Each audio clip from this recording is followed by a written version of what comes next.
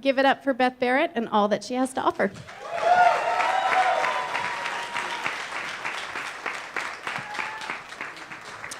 Thank you all. Thank you all very much. As Amy said, I am Beth Barrett, and this is my lovely assistant, Dustin Casper, who you also may know. I asked him to wear something demure tonight, but not so much. it's awfully demure for him. So I am here to talk about film festivals, generalized, overview of film festivals, what to do to get your film into a film festival, what not to do when you don't get in, and what to do when you do get in. And then we're going to finish up with an announcement of all of our Northwest Connections films, which is very exciting. We've got a wonderful, wonderful lineup. So let's talk a little bit about just film festivals and go behind the curtain a little bit. So it doesn't matter what kind of film festival it is. It could be a huge, massive, Toronto-sized behemoth with 17 screens going all of the time. It could be a single-screen film festival that happens over a weekend. Film festivals exist for one purpose, and that is to show films to audiences. That's why you guys are all making films. That's why we're all showing films, because we want to make that connection between the film that you make and the audience that wants to come see your film. That's why film festivals exist. Now, they all have also some competing ideas. There's different kinds of film festivals, but it doesn't matter across the board what kind it is. That's why they exist. That's why you guys make films. And we are really excited to show those films. So, on the whole, film festivals are one of two kinds. They're either a market festival, like Sundance, or Toronto, or Berlin. These are film festivals that there is some expectation of your film being sold or being seen by a distributor that then can move it to the next level. Now, what it means to be sold has changed so much over the last 6 years, 7 years. It used to be you went to a film festival like Sundance, right? You were the lucky one that everyone was fighting over your film. Park City Condo, 3 in the morning. People are fighting each other and yelling, no, I'll pay $11 million for that. So that has happened. That's not the way it really happens anymore, because there are so many different levels of what it means to get your film out there. There's the standard distribution, right? Theatrical distribution. Somebody picks up your film, and then they make a lot of prints, and then they send it to theaters all across the country, and that's wonderful. There's online distribution, there's DVD distribution, there's online in specific countries distribution. There's all kinds of different ways to get your film out there with different distributors. And so the lines between market and audience festivals are blurring, because there are so many ways at both kinds of festivals to get an audience at a market festival, or to get a distributor or a market in an audience festival. So, lost my. Lots of audience festivals around the country, like SIFF or San Francisco. Vancouver is a big audience festival. Rotterdam, Karlovy Vary. There's a lot of different ways that audience festivals are really just around to drive people. They're around to drive word of mouth. They're around to drive press. But really, what they're there to do is develop communities of people that want to watch films. There's a lot of other different kinds of festivals. There's genre festivals, so science fiction, or a festival about films about bikes, or environmental festivals. There are thousands and thousands of film festivals out there, and there's genre. And then there's also community film festivals, so the Polish Film Festival, or Latino Film Festival, or a gay and lesbian that brings specific members of that community together because they're interested in those stories, the stories about them, which really reflects in that kind of film festival. SIFF is a very general film festival, as is South by Southwest or Tribeca, which is where we're going to go now. So we're going to look at a couple of numbers. We're just going to fly through some numbers pretty quickly. So Jeff Dowd, the actual dude, used to say that there are 1,500 feature films made every year. He said that in the early 1990s, when film was actually on film. When to make a film, you had to have 35 millimeter camera, and you have all the equipment, had to have all the money to make a film, to get it processed, to get it printed, that sort of thing.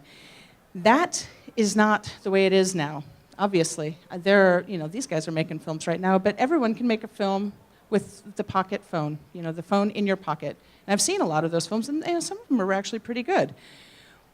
But the cost of making a film has gone down so much that the numbers of submissions that get sent to festivals has gone up so much. These are just the last 4 years, and these are all published numbers. And these are in the thousands. Those are not hundreds. Those are thousands of films that are happening. Sundance gets over 10,000 films submitted to them, and they don't play 10,000 films. So there is the corresponding part to everyone making films, which is fantastic. Let me just say out loud, I think it's amazing that everyone can make a film, no matter how many years of school you've had. If you have a vision, and if you have a story, and you have a way to tell it, you can make a film. And I think that is extraordinary. I think it's a brand new world for films in general, and it's allowing people to make the kinds of films that they couldn't make before. So, with over 10,000 submissions, and SIF and Tribeca and South by Southwest are all kind of in the 4,000 to 5,000, how much is that going to cost you? So the average cost for a feature in 2012 was $70, and the average cost for a short was $47.50 between the four festivals. This is all based on the regular submission price. That can add up. That can add up really fast if you're submitting to a lot of different festivals. Almost all of these festivals do have low or free submissions. So, obviously SIF, if you're a Washington State filmmaker, you can submit for free. South by Southwest has a similar thing, Tribeca. So definitely investigate that. But these kinds of things can add up. So, but how many films that get submitted for consideration actually get played? This is a very difficult number to assess because consideration has changed from I have a DVD in front of me to I can see this online, or I saw this at another festival, or I've seen this some other way. So these numbers have changed slightly, and they're kind of hard to assess. But of the 4,000 features that Sundance got, they played 110. They probably considered many, many more than 4,000 films to get to their 110. I know we considered many, many more than our 2,700 to get to our 273. So that was meant not to scare you, though I can see the panic in everyone's eyes. It's like, oh my God, there's so many films. I'm such competition. So what can you do to tip these scales in your favor? You have to figure out how to get noticed. You have to figure out how to get your film noticed. There are a lot of different ways that you can do this. One, and this is a little bit of preaching to the choir, participate in your local film community, because you have absolutely no idea who is sitting next to you and who they know, and who you made friends with, and who actually signed your bingo card tonight. They may actually know somebody that produces films in New York, and you really need to set your film in New York. Or they may be a cinematographer that has the exact vision that you want. You have no idea who is there. So get involved, be participatory. Know what kind of visibility you want for your film ultimately. Not everybody makes films for the same reasons. Sometimes it's really just to get a story out there. Sometimes you are like, well, I need to make this film, and I need to make my money back, and I need to pay this person off, and then I'm going to move on. And sometimes it's a labor of love, and you just need it, you just need to make it, and you just need to get it out there. Knowing what you want ultimately for your film is actually going to help you hone down how you're going to make it and what you're going to do after that. If it's a personal story, you may want to just share it with your friends or your family or put it up online. It'd be great if there was, the ultimate, infinite distribution possibilities. But competition is fierce. So knowing what you want to do with it before you make the film or as you're making it will really, really help you. Clean packaging without a lot of glitter, and I tell you, glitter is a problem. Every festival has a guideline for what they want. At SIF, I know this because I wrote it. We want our films in a standard 5 3/4 case, like you find in the video store, because our stickers fit right on those cases. Now, if you send it in something else, I have to throw that away. I have to, you know, if you send it in a jewel case, I have to throw that away. If you send it in a giant book that your sister made, I have to throw that away. I mean, it's just a matter of this is what I want. This is what I want to see. And, you know, there's really logical reasons for it. Sundance doesn't want you to send it in anything because they're going to take it right out of all their packaging and put it in a completely nondescript DVD holder so that their programmers are not influenced by anything. Every festival is going to have a whole different way of doing it. And the more you pay attention to what a festival is actually asking you to do, the better your impression that you're going to make. Now, are bribes okay? Chocolates, carabiners. I once got a bat for a horror film. I don't remember what the film was called. I did watch it, though, and it was bloodied with little red paint, and it's at my house as a thief detector now. But on the whole, bribes are often okay because interns really love taking stuff home. They really do. It's all theirs. So some do's when you are submitting. It is absolutely okay to email the programming team once. Introduce your film. Hi, my name is Beth. I've made this film. This is what it's about. This is where it's played. These are some awards that it's won. I'd really love it if you took a look, and please let me know if you have any questions. Very sincerely, Beth Barrett. Don't send that every week. That is not something I want to see in my inbox every week. But I will tell you that you read those emails and you're like, oh, that sounds really interesting, and I'll go and I'll pull it off the shelf, and somebody will watch it. I'll watch it, one of the other programmers will watch it. It is also totally okay if you know someone that knows someone in the programming department at a festival, like honestly actually knows someone, you're not just making it up. My sister knows you. It's fine to have them email. I get emails from colleagues all the time. You know, it's like, hey, I don't want to bother you, but my sister-in-law made this film, and I'd love it if you took a look. That's networking. That's why we're all here in this room, because we don't know who we don't know until we know them and what they can do for us. So that is absolutely fine to do that, again, once. None of that is going to guarantee that your film is going to get into a festival. All that it's going to guarantee is that someone will watch it, that it may go to the top of a pile instead of the bottom of a pile. With those 3,000 submissions, there's a lot of piles that happen. And so what you're really trying to do with your film to get it noticed and get it in front of the right people and get the right eyeballs on it is to get it to the top of the pile. Don't be offended if programming team doesn't email you back right away, because there's lots of things going on in there. If you are a phone person, and I know some of you guys are actually phone people, pay attention to social cues if you call them, and they're like, okay, well, great to hear from you, thanks so much. Don't continue the conversation, just stop that and say, thanks so much for your time, and I hope you take a look at my film. Yes, don't email and call repeatedly. Don't send new updated cuts of your film every 2 weeks. Probably haven't changed more than about 4 seconds. Just don't do it. If you have to send in a rough cut to make a deadline, be sure that that is really clearly marked on your DVD that you are sending in a rough cut. If you have a new cut very quickly thereafter, that's great. Don't wait until the very last minute to send in a new cut. Ideally, you're not sending in a rough cut to anyone. The ideal is that the programming team of any festival you're applying to is actually watching the final version of your film, because that is what you want them to see. That is your vision. That's the color-corrected one. That's the one with the right music. That's the one with title credits, because title credits can say a lot. If you have a digital screening, it's a Vimeo link, or you've applied through a Thought-A-Box and it's digital upload, that's great. Make sure it all uploads.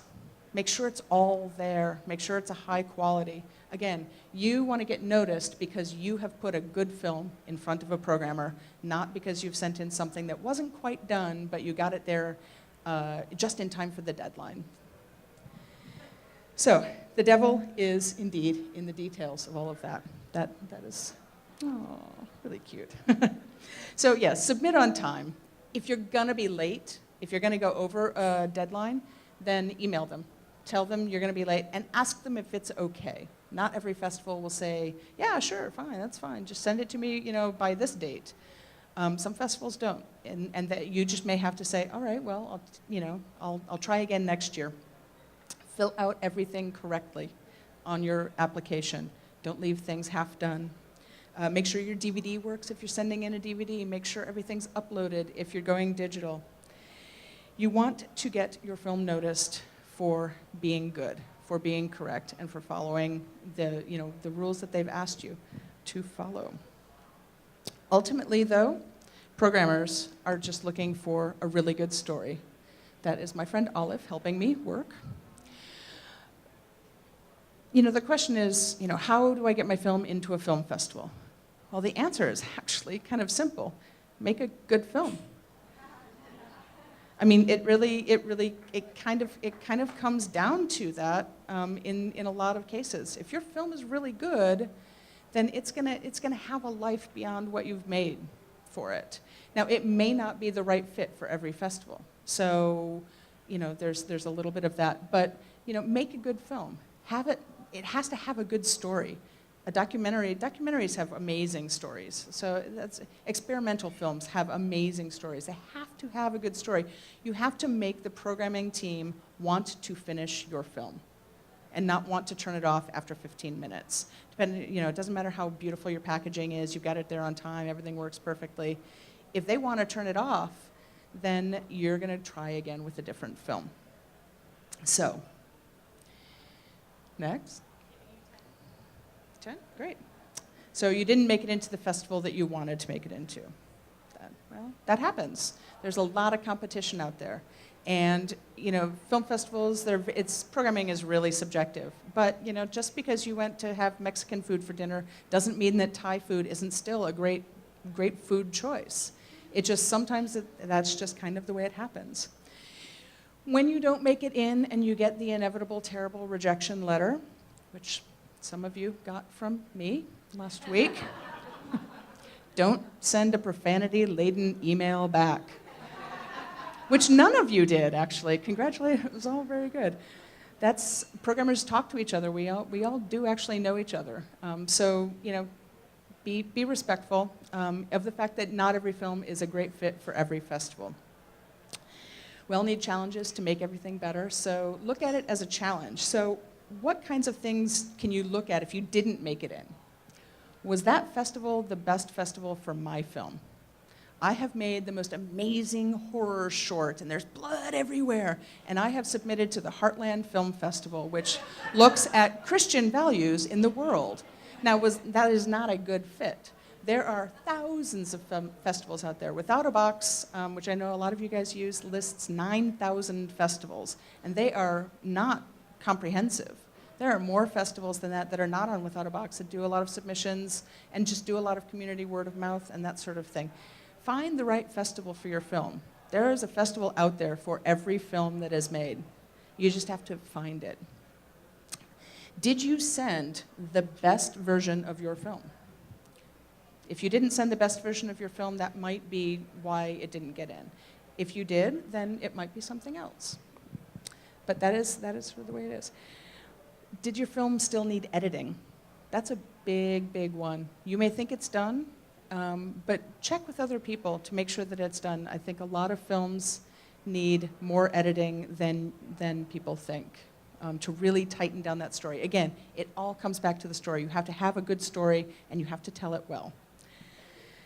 Did you send the best packaging for your film? Again, you want to get it to the top of someone's stack to watch. And if I have 25 films and all of them have little black cases with a little label on them, and then I look and there's one, and it's got this beautiful red case, and it's got a really cool picture, and it's got a long line and a website that I can look at. We're all human. We all want something visual. We all want to just oh, well, that looks interesting. I'm going to try that.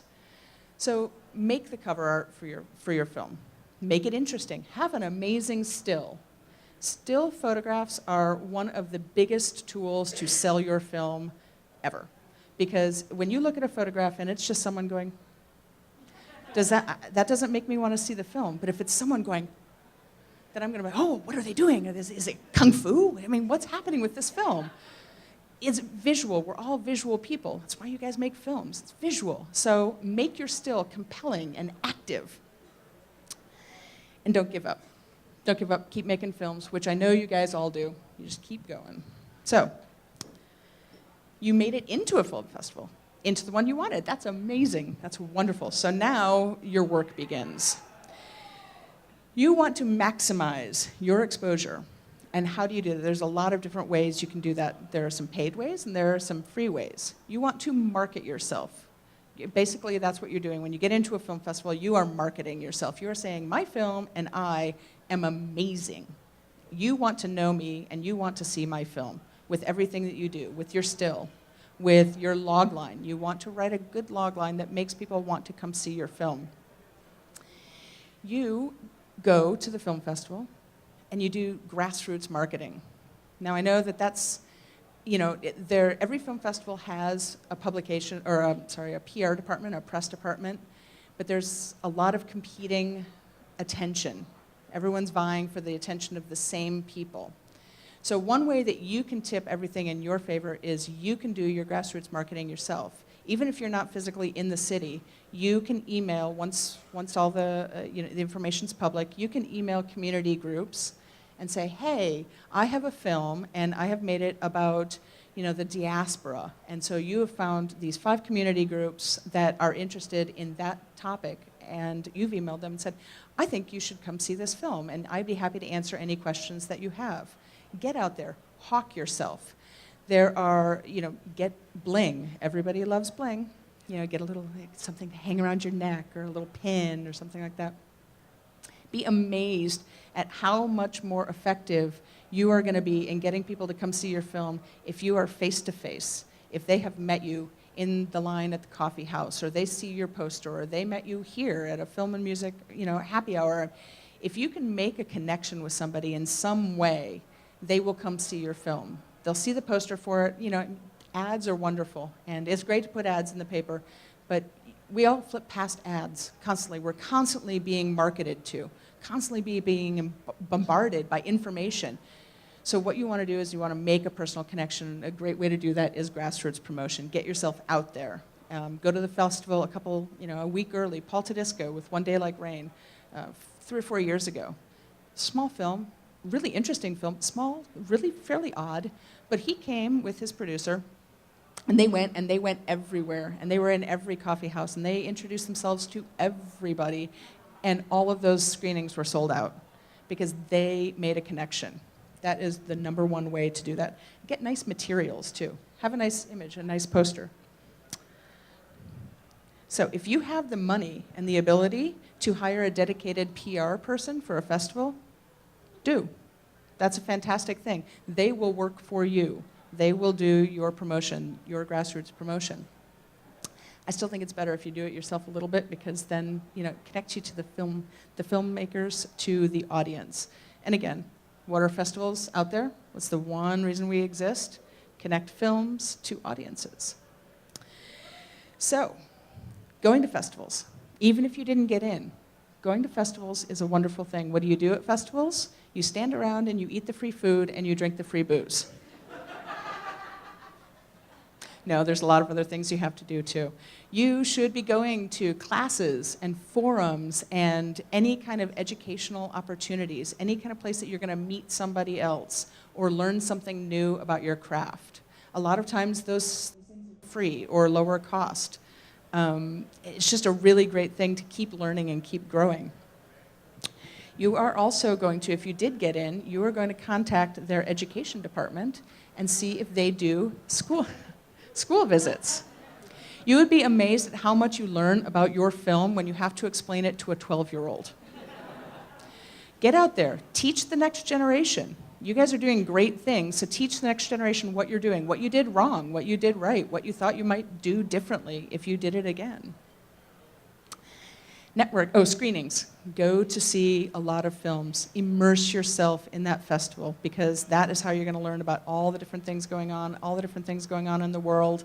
And again, you never know who you're sitting next to on the bus. You never know who you're standing next to in the line. They could end up being the actress in your next film. You just never know. Networking. Oh, you guys know how to do that, right? Y'all met 5 new people when you came in tonight, right? Everyone did? Okay, good. Networking. Network. Parties. Go to parties. Go, enjoy yourself, drink the free booze, eat the free food. Don't get messy at industry parties. Don't fall down. It's just one of those things. So you don't have to actually travel to do any of these things. You can do them right here at SIF, obviously. We do have an SFI pass, which gets you into a lot of the different parties and press screenings and really at the forums and the panels, and really makes you involved on that level. But I think this is what everyone is actually here to see. And that would be the Northwest Connections features and shorts. So we're going to start with the features. Oh, that's our logo. So we've got 14 features this year, and a lot of world premieres, and it's really great. And I would like to give a special shout out to the ones that were incentivized this year, because that's an amazing thing. There are 5 of them up here. Eden, Fat Kid Rules the World, Safety Not Guaranteed, The Details, and Camilla Dickinson.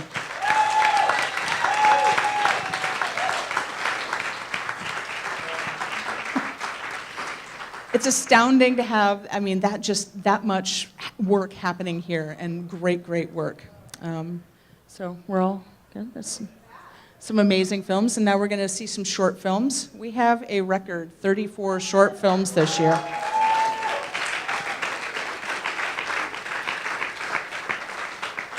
They were hard to fit all on the one little slide. So once we add in the Superfly shorts, which we work with Longhouse Media and Native Lens to produce, and the 3-minute masterpieces with Seattle Times, we're going to have over 50 films in the Northwest Connections program, which is great. It means you guys are doing your jobs.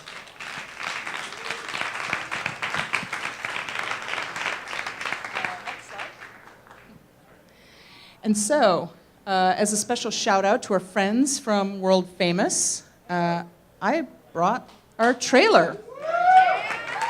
And I really hope the sound plays. All right.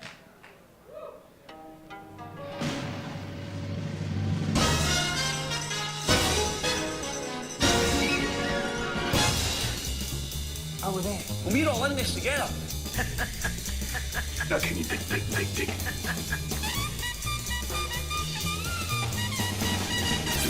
Wow!